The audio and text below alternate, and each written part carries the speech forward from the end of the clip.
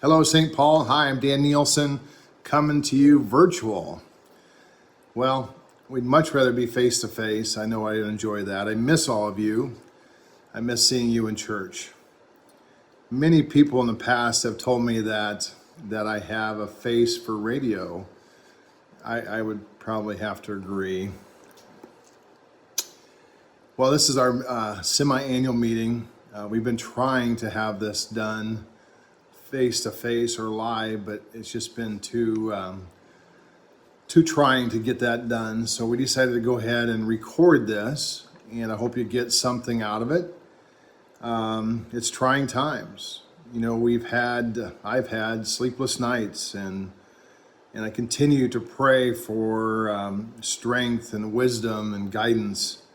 I ask you to pray for the leadership of the church, because we do need support when it comes to making these very tough decisions pertaining church.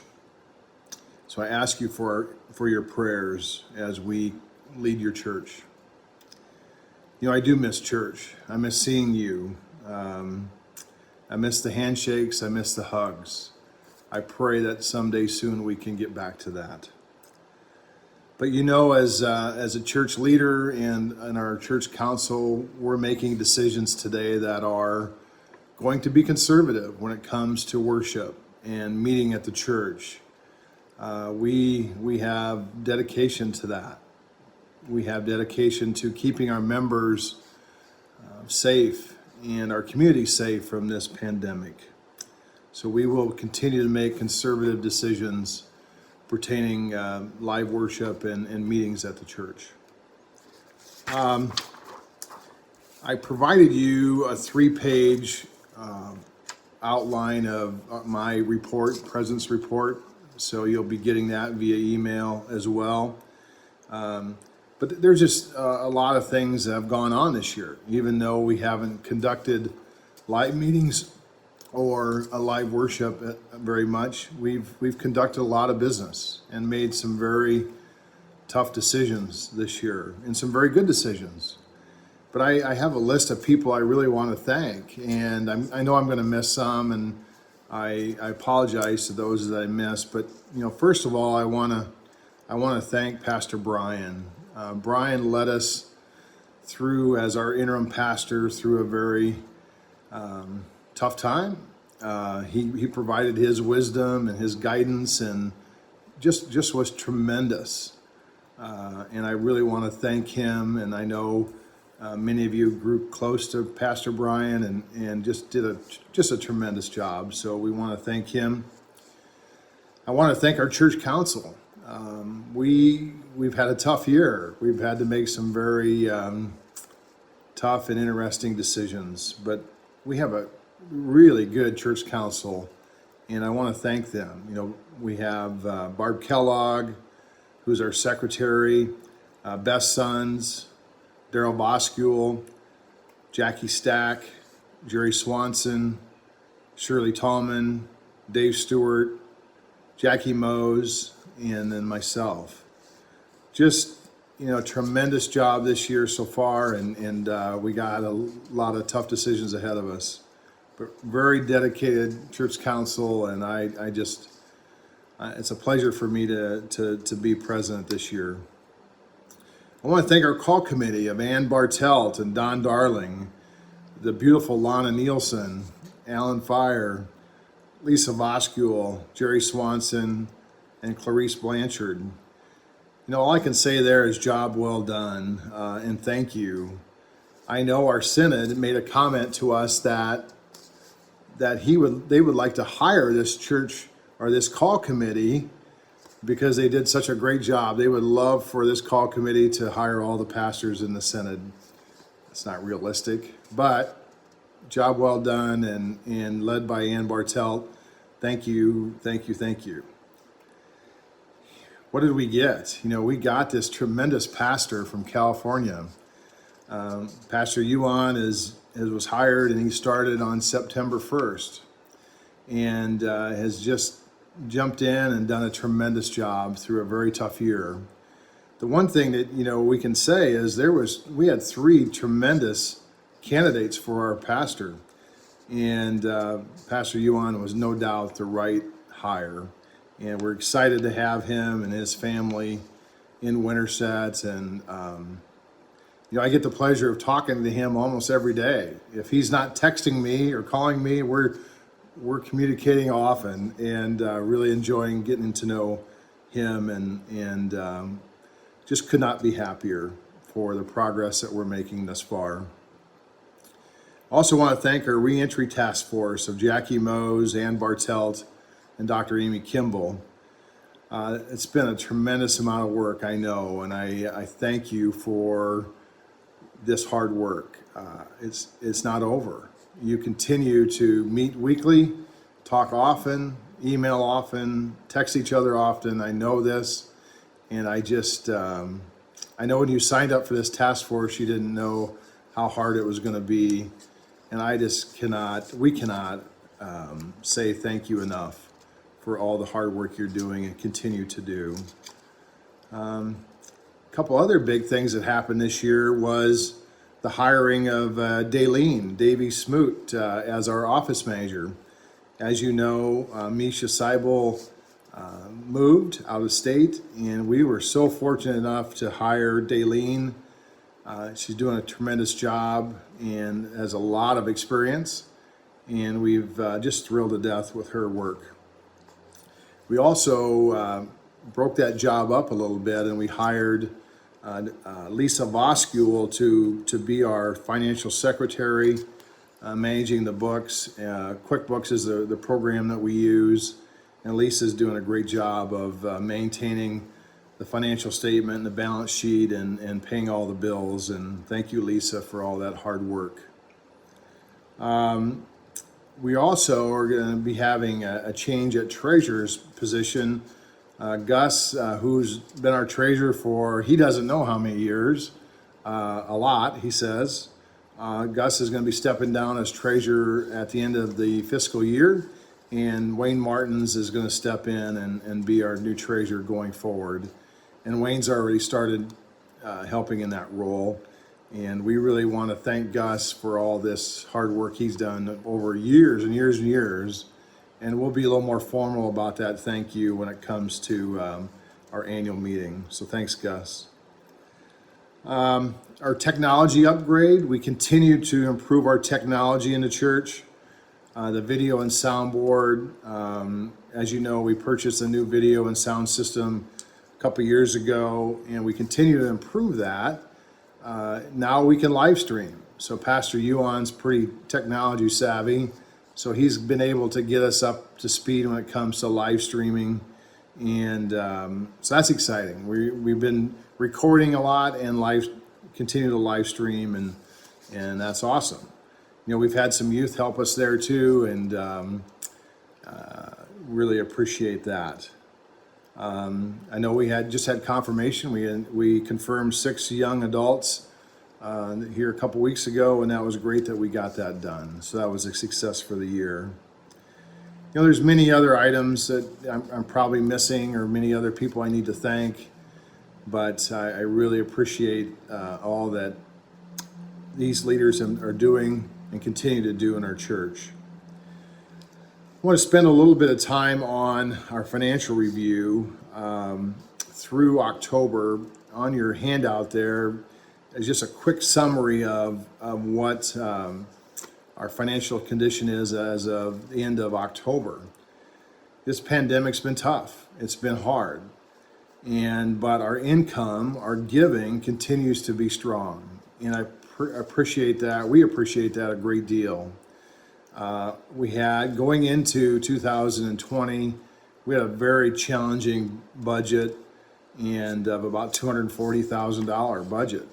And it was going to be a tough number to reach when it comes to giving. And if there's any good news out of this pandemic, I guess you could say is we're not going to spend that much money this year. Our costs are tremendously lower than we anticipated, and that's good. Our giving continues to be strong, and we really appreciate that a great deal. So continue that great work, everyone.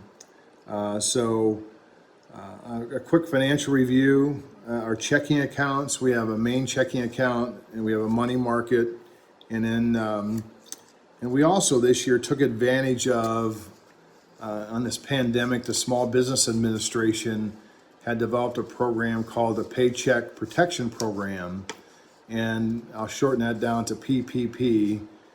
The PPP program was a short-term loan that turned into a forgivable loan, and we applied for that early on in the pandemic, and we received $20,700 as a forgivable loan, and to help pay for staffing. The PPP program was really designed to keep people employed. And as a church, we made a commitment to keep all of our staff employed. And we applied for the grant or the short-term loan and we received it. And in the end, that has been forgiven. So basically it was a $20,700 grant that we were able to deposit into our checking and to use for ongoing expenses, payroll, utilities, and so forth. That was a tremendous lift for our finances. But with that said, your ongoing gifts and giving has been enough to maintain our expenses. And so as of end of October, we have about $36,000 in our checking account. The financial condition of the church is very good and very strong, and we appreciate everyone that continues to gift and give to the church. The council, Daleen, Lisa, continue to do a great job at controlling expenses. We're looking at every expense line item to make sure we're not overspending anywhere. And then Pastor Yuan and Pastor Brian did really a great job at that as well. So please know that the finances of the church are in good hands and things are looking good. And if you have any more questions on that, I'd love to entertain that either by phone or email. Something I really get excited about when I look at our finances is our debt reduction. And if you look back in 2016, we had about $618,000 in debt. And today we have $190,000 in debt. So everybody stand up and clap for that. Just tremendous debt reduction. Our capital campaign was a tremendous success. Thanks, Wayne, for leading that force, and we're down under $200,000 in debt, everyone, and that is just tremendous. And the interest savings on that alone is really, really good. And so, great job, everyone. Continue to give what you can towards our debt reduction campaign.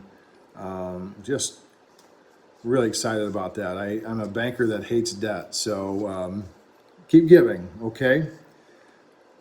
So the bottom line is this year to date through October, we had $152,000 of giving, and we had about $135,000 of expenses. Far short of what our budget was going to be for expenses. Thanks to everybody just really hunkering down and not spending any money. But we really haven't had the expenses that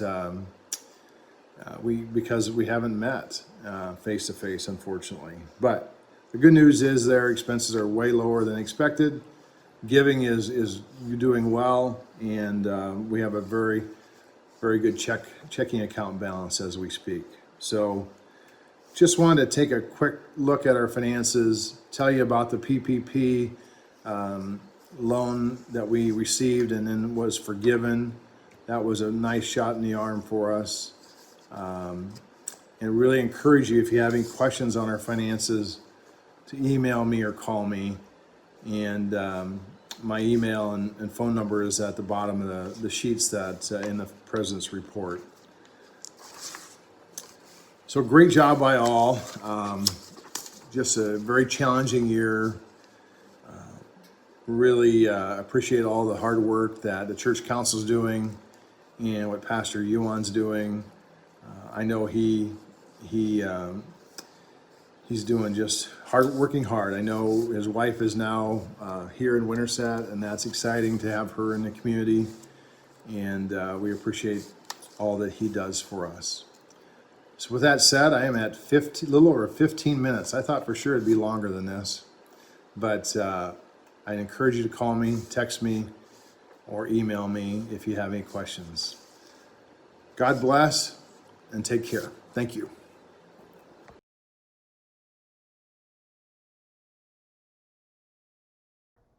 Hello, everyone. I am Pastor Yuan Itu. I am going to give an update on our ministry here at St. Paul's Lutheran Church in Winterset, Iowa, for our semi-annual meeting. So when I got the call back in the beginning of September, I was given some priorities, and then I laid out a few others after talking with the council. So the first two priorities that I was given was to restart worship, because worship had not been happening, and to restart confirmation. After I thought about it and I got those two goals kind of moving, the next goals that I thought that I would like us to get ministry back focused on was restarting Sunday school and restarting Sunday Bible study and restarting some kind of youth group ministry. So those 5 goals are kind of what I walked in with at the beginning of September. Restarting worship, restarting confirmation, restarting Sunday school, restarting Bible study, and restarting youth group. Okay, now that seems maybe like a lot during this period of time, but I would be happy to report that there was worship happening in person. And even when our COVID troubles spiked, we had to figure out enough of our technology progress to be able to continue worship virtually. We did restart confirmation, and that is also continuing virtually through Zoom. And thankfully, we were even able to squeeze in confirming our 9th graders at a confirmation worship service. So those two priorities have been attended to as best we can, and I would say not too shabby given the circumstances. I know it's hard for people because this is the second time that St. Paul's has tried to restart worship in person and has had to stop. And I've heard some worries that since we have stopped worshiping in person, we are going to stop our ministry altogether again, because that's kind of what happened before. Everything just kind of stopped when COVID came around. Well, I want to commit that we won't stop doing ministry. We will adapt. We're not going to stop doing ministry.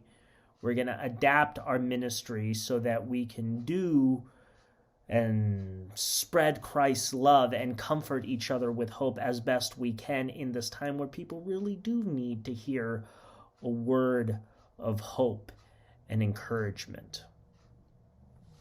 Now, Sunday school and Bible study have started up virtually this Advent season, so we have progressed, not just worship and confirmation, but those 2 other goals that I wanted for us. We are making progress towards our overall goals that I wanted us to head to. We've just had to adapt them virtually. I'm not quite sure about how to get to doing youth group yet, even in an adapted manner, but I am open and always trying to figure it out. My overall assessment of ministry at St. Paul is that people would like St. Paul's previous normal ministries to happen again. There is a desire for that, but we can't. And that is 1, because of COVID, but 2, we can't do all the things that we used to do in the same ways that we used to do them because we're operating with less volunteers.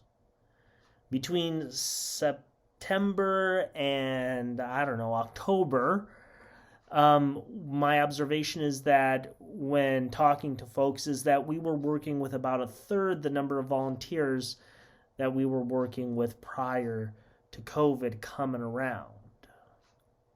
Now, I am committed to not stopping ministry during this COVID spike, but adapting. But I do need help. The church needs help. The work of adapted ministry still takes time and effort, and most of our people, all people, are in a more exhausted and depleted place in life right now. So how do we combine the desire to take care of folks when the same folks that need to be taken care of are the folks that do the caring for? It's hard. Now, there are ways that we can continue our ministry in an adapted fashion virtually and be prepared for the future of what comes next in the next, 6 months to a year, whenever life starts looking better for us in this world. But we need help, and here are ways that people can help now. Maybe you didn't know that you could help. Maybe you were, not sure how things could get done at church these days and how you could be a part of it. Well, let me go through a couple of them for you. We need new council members to be elected next year. I'm hopeful about all the talk about vaccines and the world opening up again around summer-ish. And the next council that is on board when we elect folks in February are going to have the opportunity to shape our future ministry, to preserve what's best about us here at St. Paul, and to improve where there's room for growth. Please talk to myself or our president, Dan Nielsen, if council is something that you can be a part of. We need readers to record themselves for our virtual worship, to read our scriptures. You can record yourself at home on your phone or pop over to church. There are there any members out there or youth with musical talents that can record themselves playing an instrumental piece that we could use as our prelude or postlude? We need people to call and check in on folks and maybe write them cards, help them feel loved on during these isolated days. I know we have, but not working, the kitchen crew. We need a kindness crew out there reaching out to folks one-on-one. We need someone, hopefully a youth, who wants to learn how to edit videos. It can take me 2 to 5 hours each week to edit our videos. Right now, I'm writing the script and filming it and acting and editing in the end. If somebody took the editing work off me, which I believe people can learn, especially I think a youth could do it, it would be super helpful, giving me time for some other ministries that are needed. We need 2 or 3 people to help with our virtual Sunday school, to keep that going past Advent, help getting recordings coordinated from people so that they can maybe read different parts of the scripture, or do a lesson alongside me. Someone to sing silly kids songs with me, for me. I could do the hand motions, you could do the singing. Maybe we can expand with help to including a craft. We need to remember that COVID is not going to go on forever. And at some point, we are going to start youth ministry back up again. I'd like to have 3 youth events figured out and ready to go for when that time comes, that it's safe to do youth events again. And maybe before then, there could even be a discussion group of the older high school youth that come together with me, and we can talk about life and what they're thinking and what they're feeling. And to help figure out all that kind of youth ministry stuff, I need a youth committee. And I need specifically 2 parents that will help us get ready and get us organized to get that going. We don't have to be dead in the water as far as church goes. The key is to right size our ministry to our congregation. And the limiting factor is not COVID, but the energy that folks have for adapted ministry. And where there is a will, we good-willed people who are smart, have ingenuity, we can figure things out. Where there's a will, there is a way. So what is the will of St. Paul for the next 6 months? Are we going to hunker down and wait it out with virtual worship and a little pastoral care? Do we want to do the most we can and the best we can adapting to restarting our ministries today? I'm waiting and thinking and praying and talking. And talk to me and help me. And let's figure out what comes next. Because we don't have to stop. God's love in this world doesn't stop because COVID came around. In fact, it's needed all the more. And maybe there's a little love inside you that could get out there at this church and help out a little bit. All right. That's our update. So, to cover things again, we got worship started again, but switched it to virtual. We got confirmation started again, but switched it to virtual. And we are still going to restart the ministries of Sunday school and Bible study during Advent, but virtually. So, we're making progress. And I hope you are proud of your church here at St. Paul's and that you are feeling the love of God in some way through us here. Thank you.